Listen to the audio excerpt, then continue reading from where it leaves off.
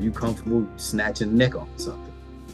Or are you going to let it lay there and suffer and die because you don't feel like you should kill it because you like all animals? Well, you better get used to killing stuff if you're going to be a farmer. And that's the conversation that I have. And if you're not used to killing stuff and you're not comfortable with the possibility that you have to go out there with a 22 every day you walk, because you might have to shoot your favorite cat. So it's not suffering. And people don't hear those conversations.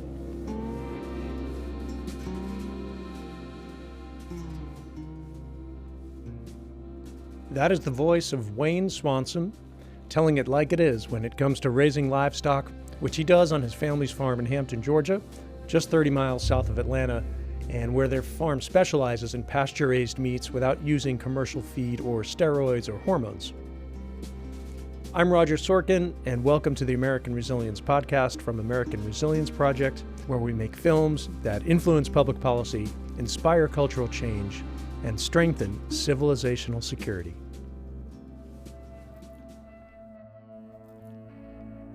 Wayne Swanson is also a farm coach who helps other farmers and food producers find out what they do best and then learn how to profit from those skills. We talked about how Wayne has brought his own corporate experience to helping farmers, how to get more kids into agriculture careers, and ways that farmers and non-farmers can access government funds that help them improve or conserve land. Wayne Swanson, welcome to the American Resilience Podcast. Yeah, thank you for having me. So when you were a kid, you spent a lot of time on your grandparents' farm while you were actually growing up just outside Philadelphia. So what was it like having this dual experience of spending so much time on a farm while growing up in a large metropolitan area? So yeah, I grew up. It's a weird place to grow and time to grow up. So I might start the morning in the suburbs cutting grass. Then I go to work with my dad in Camden, New Jersey, doing electric work. And then by that evening, I'm on a farm and spending the night on the farm, waking up, going to get eggs, feeding chickens, and going back to the suburbs for like football practice or doing something, and then back to Camden to hang out. It's just a weird, unique experience. I hit all facets of New Jersey in my childhood, all the way through my early 20s. So having grown up in the 1980s and going to school in a densely populated urban and suburban area, where you were pretty much the only kid with such a rich experience on a farm, how do you think this experience has shaped your own work, helping reconnect people to the land and showing them how to make more money doing it?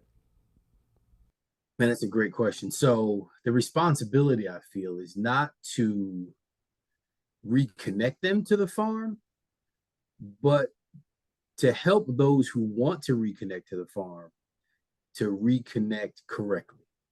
Not because right now it's gimmicky, right?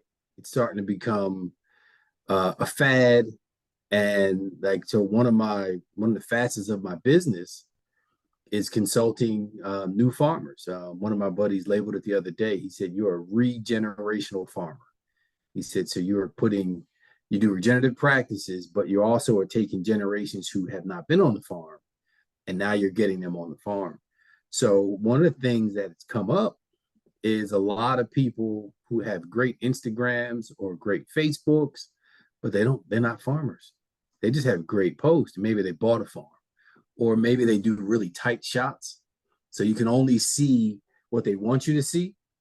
And if you've been in this space, you can look at a picture.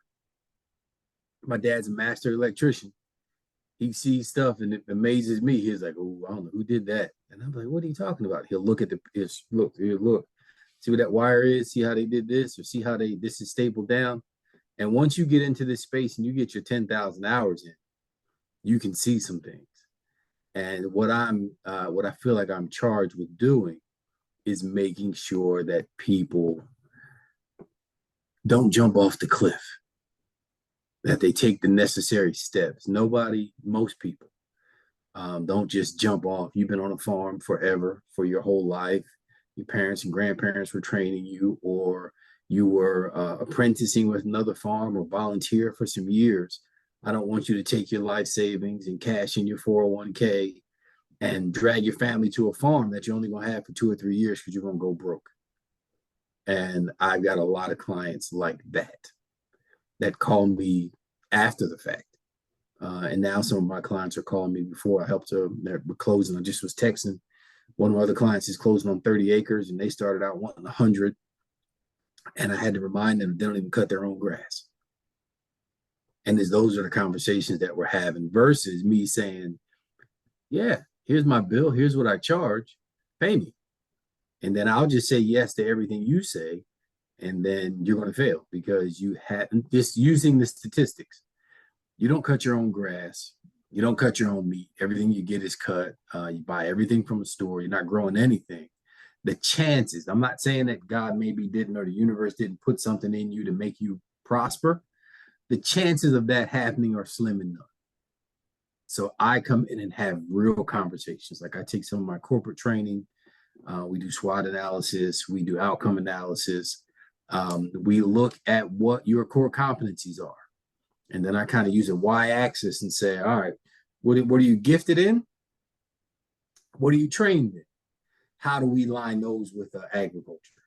Versus people just saying, well, I went to a farm and I saw that they did eggs and I'm going to do eggs. Okay. Do you like birds? Do birds like you? Do you like smell? Do you have all of your lung capacity? Does dust bother you? What are these are the things that we talk about and we have realistic conversations. And are you comfortable snatching the neck off of something?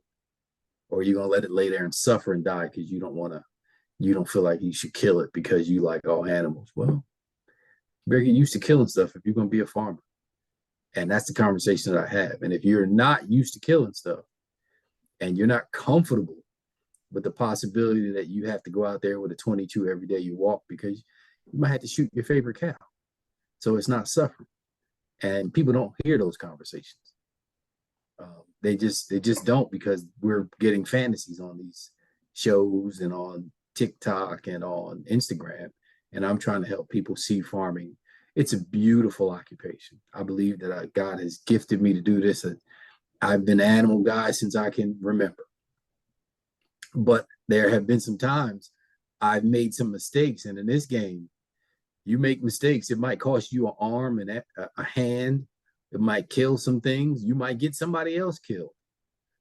So you have to really pay attention and know how to read animals, read the land, know what day to do some things. I've learned some things you don't do on rainy days because you can't get out the pen fast enough.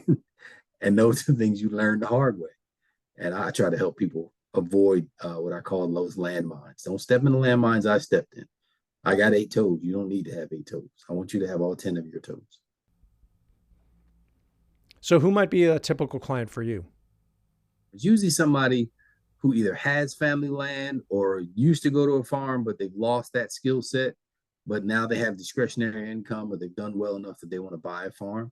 And I help them improve the asset or not take a loss on the farm. And the service that I provide is one, identifying the right type of land or farm for the new farmer, and then sitting with them and identifying their strengths, opportunities, and weaknesses, and matching that to a farm or matching that to a farm vision or to a farm product. It takes about 6 months to a year for us to go through those steps so that you don't waste hundreds of thousands of dollars on your purchase. So what is the process like when you start working with a new client? How do you size up the person or the problem? And then how do you guide them to find the solutions that they need specific to their farm or the kind of product that they're trying to produce? So we start out with, all right, what are you good at? And an example I usually tell most of my clients is I had a client who, had spent some years in prison. And when you notice him, you notice that he is not somebody you probably gonna mess with, right? If you saw him walking somewhere, you'd be like, okay, he can handle himself. Let's make sure I say, excuse me if I bump him. So he had sheep and his sheep were running into things like crazy. And I was like, he's calling me. And I'm like, what? I said, man, I just need to come see you. So I get out there. And when this first time meeting him, I was like, okay, I think I got it.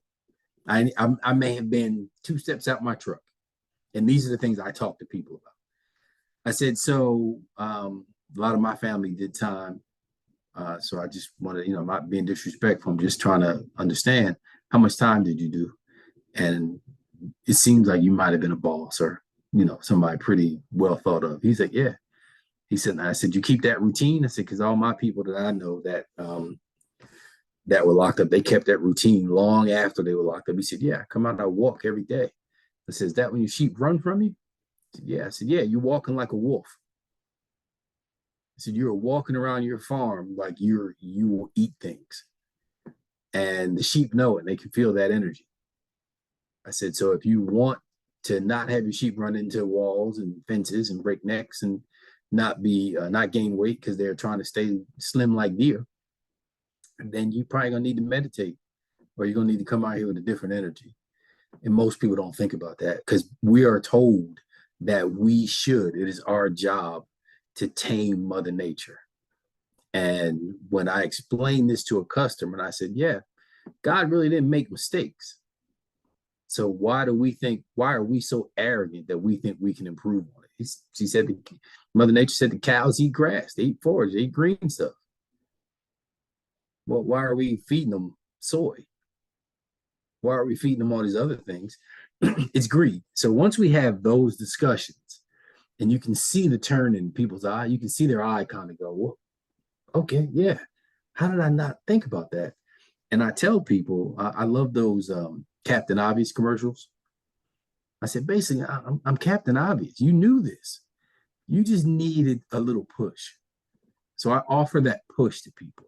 I look at things that they may not have the lens for it. So one of the things I did in my corporate life is I would say it's my job to hire my next boss. In the farm world, it's my job to work myself out of a job. If you still need me 3 years in, one of us has failed. Now you can have me come out and do some tune-ups or just, talk from a peer perspective, but really it should be a year unless you're liquid and you decide you want to buy an 800-acre ranch. But most people are starting with between 20 and 200 acres, and I won't let them buy 50 head of cattle. I need to know that you know how to read cows, because if you don't know how to read cows, someone will always sell you their problem. And ask me how I know. I know because I almost got killed by a cow that was sold to me for $400, and me and my partner were like, "Oh my goodness, the genetics! Let's run!" And I had a big old bulldog that I would send in if the cow wasn't cooperative, and she kicked his butt, tossed him right out. He looked at me, was like, "Boss, I don't think I'm going back in there." And and if it wasn't for I do redundant fences. If it wasn't for a fence inside of a fence, I probably wouldn't be here having this conversation with you. Either she would have retired me or I'd be dead. And so I had to slow down and start reading animals the way that I knew I did, because I'm a hobby dog trainer. So that's what we do with people. And that's a long version, but I wanted that to sink in, because people think that the first thing you start talking about, what are the 10 steps of regenerative ag? No, we don't. The first thing we talk about is, what has God gifted you with? And then what have you been trained to do? Because not everybody in ag needs to be the farmer. Some of you need to have small farms so that your gift and talents are in bookkeeping. You need to have a small farm so you have an idea of what it takes to run a farm. But now we need a bookkeeper farmers can go to that understand what they're doing, so that you can provide the best services possible. We don't have that. Not a lot of people that are what we call ag centric, because they just see us as a number, but it's really cultural. So if a kid wanted to do what you do when they grow up, what would they say they want to be? What's your title in this space, and what is the specialty of this field that you're in? Farm coach. Simple. I'm a farm, or in hip hop terms, I'm a ghost farmer for a lot of people. So I do a lot of background stuff that they get credit for. So how do we get more kids into farming? So I think it's actually very simple. It's so simple that we just miss it. We're not talking about farming as careers at all. At all. No one's doing it. No one's saying, yeah, you think you'd be a good farmer. And the teachers see the skill sets of these kids. They know who has a bunch of animals or who growing things, and we're not talking about it. And part of the reason that we're not talking about it because we have been told that a farmer is somebody on 1,000 acres that grows corn or soybeans. And if you can't grow corn, soybeans, or cows, then you can't be a farmer. But there's a whole market out here for mushrooms. There's a whole market out here for peppermint for garnish or peppermint for teas, and you can grow different kinds of peppermint. It's just finding a niche and then finding again, mirroring your natural talents, what God gifted you with, to what you're good at. What were you trained to do? And if you can apply that to agriculture, you can make a living. You may not be able to just have, I don't know if the days are still here, you can just farm. You're going to have to layer that with some other revenue sources. And some of that could be coaching people. Some of that could be maybe you're going to be a 4-H mentor, or maybe you're going to be a technical assistance provider with the USDA, or maybe you'll be working at the Home Depot in their garden center, until you build up a big enough brand that you can sell enough product that your farm will allow you to make some money on. And then some of that, the rest of that is getting back to what I'm 50. So our grandparents and the generations before us, they would have never had, unless they were a doctor, lawyer, or something, they would have never had a 5-bedroom house unless they had a gazillion kids. Just, they wouldn't have had a foreign car that cost $100-some thousand because they were willing to sacrifice for the next generation, or they were interested in the next generation. They weren't interested in everything happening now. Seeing their kids do better than them, that was the reward. And I think in some ways we've lost sight of that. Okay, so I know that if my own suburban high school guidance counselor, growing up in the 1980s, if my guidance counselor proposed farming as a career for any of the kids in my school, most of the parents in the school, including my own, would be perplexed, to say the least. What would you say to anyone who works in a school, like a teacher or a guidance counselor, about what they can do to help guide more kids into agriculture careers? I'd ask them to introduce the kids to the lunchroom lady, and whoever does the lunchroom budget, and to show them how much the school is paying farmers or an aggregator for the food that they're eating in the lunchroom. So I'd say, well, how much are you, show Billy what you pay for lettuce every quarter. And then, is there a lettuce farmer nearby? Show them what you pay for ground every quarter. And somebody's making that money. You could too. If you're really into cows, if you're really into growing lettuce, or you like hydroponics, there's a way to make money. And the other section I talked about was, you're not going to make money shipping product 6 states over, 8 states over. You're going to have to win your zip code. So if one family farm can get into the school system, and that helps them diversify, because once they're in the school system, that's going to be your bread and butter. That's going to help you out. But now you have leverage to start talking to the county jail. So now you have leverage to start getting in some of these smaller newspapers, dealing with your chamber of commerce, and now you have some discretionary income to market a little bit. But you don't want to take over the world. You want a version of you somewhere else, so that then you guys can get together and aggregate and make a larger contract to the state. But one person taking over everything, we don't want land barons. That's how we end up with cheap stuff, because somebody's going to, it's just human nature. We're greedy. They're going to get greedy and be like, well, how can I make more money? Okay, well, then we're not going to make ground beef real ground. We're going to take all the gristle and the leftover, and we're going to add a tenth of meat and then chew up all this white and yellow stuff. And then we're going to tell you that's ground beef. That's how that happens. But if I was a student, if I was a counselor, I'd show the kids what people are spending, what people are making, and how you can do it too. Okay, so to play devil's advocate for a moment, I would imagine in many cases across the country, understanding how underfunded our schools are, even the most well-intentioned administrators going to say, listen, unless you can come in cheaper than Cisco Foods, it ain't happening. So how can a new farmer starting out on a small scale really compete for industrial customers like a school district, for example? One is relationship. I'm going to teach those kids how to make good relationships, solid, sound relationships, because it's the relationships that matter. I'm going to teach them the importance of a local news story. I'm going to teach them the importance of knowing who their state representative is and knowing that their state representative, if they ask them, will do a statewide broadcast to the media about this kid and this product. And then you can let the market pressure the buyer. But you have to know that, and you have to be intentional in that approach. Like, okay, so yeah, we're going to pressure you. I don't need to pressure you. I just look like a happy farmer. But I'm going to give my best product to these clients, and I'm going to give my best product to these influential people. And, for kids, and having a kid, right, who grew up on a farm,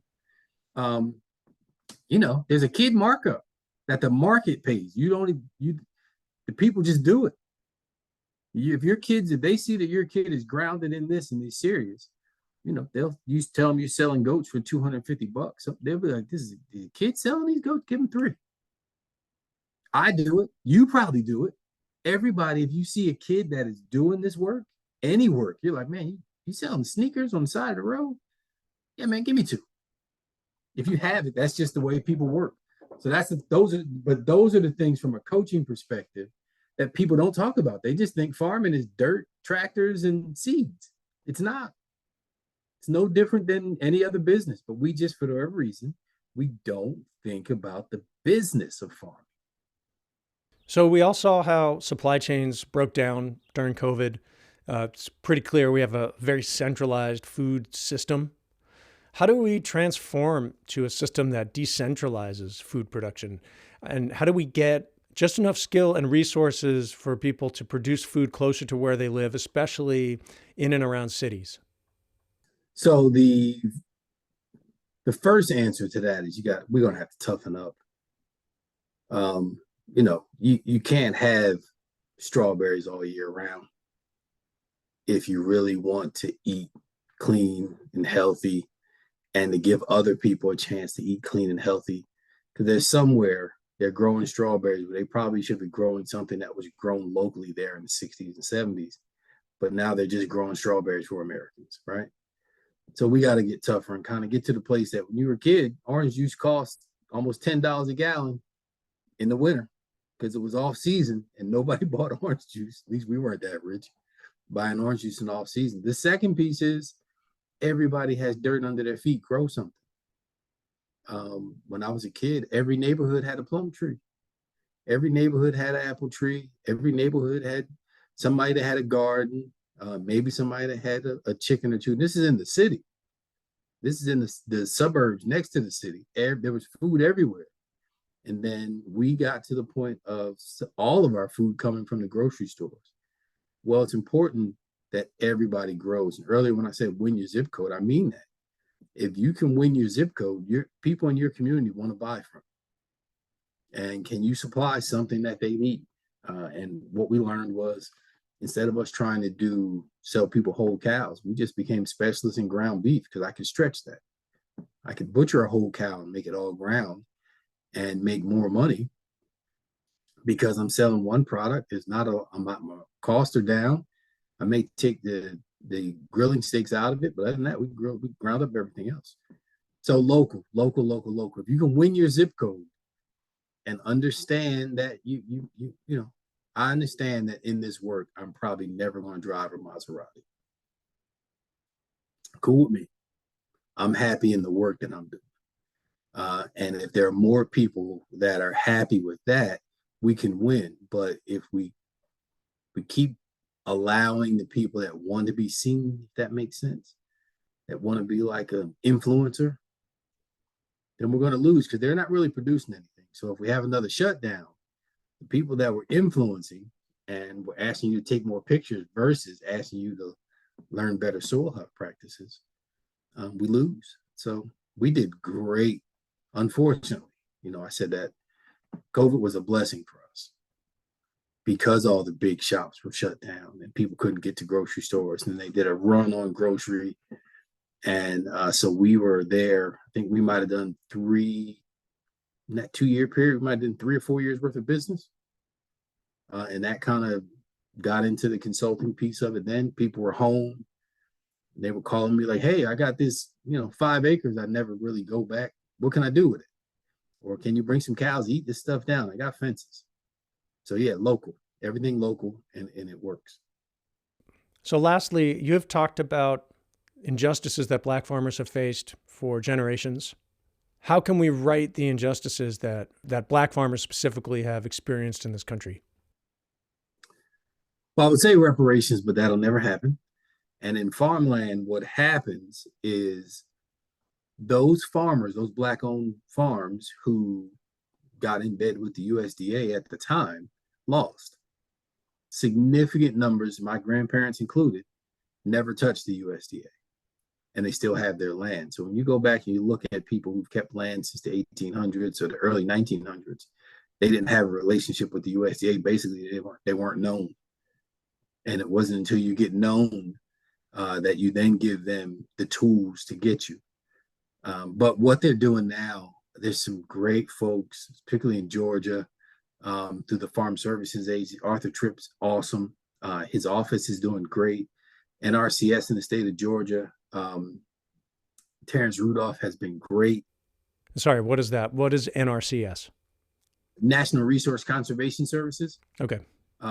So one of the things, just to pause, if you have land and you grow anything on it, or you're thinking about growing anything on it, I encourage you to get what they call an FSA number, a Farm Services Agency number, and then get into these programs, the Farm Bill, through EQIP or with the NRCS. There's other things that you may be entitled to.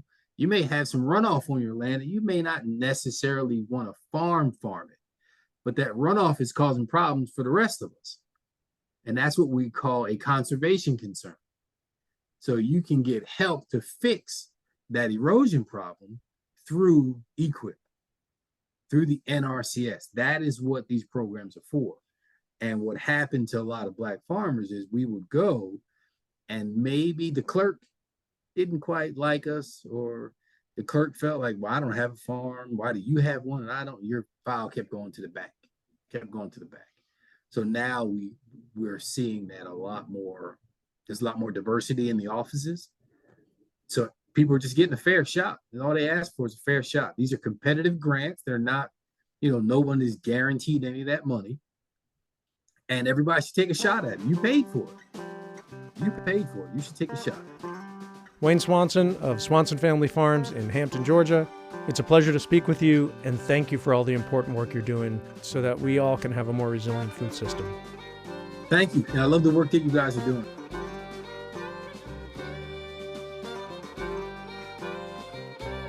You've been listening to the American Resilience Podcast from American Resilience Project. Be sure to visit us online at amresproject.org. That's AMRES project.org, where you can sign up for our mailing list. You can watch all of our films for free and learn more about getting involved in a number of different issues, from the energy transition to coastal resilience to food security. This program is available on all major podcast platforms, and please do leave us a review. Today's show is produced by American Resilience Project with editing help from Joseph Skinner and music by the great John Caban. For all of us at American Resilience Project, thank you for listening and supporting us, because civilization deserves a fighting chance.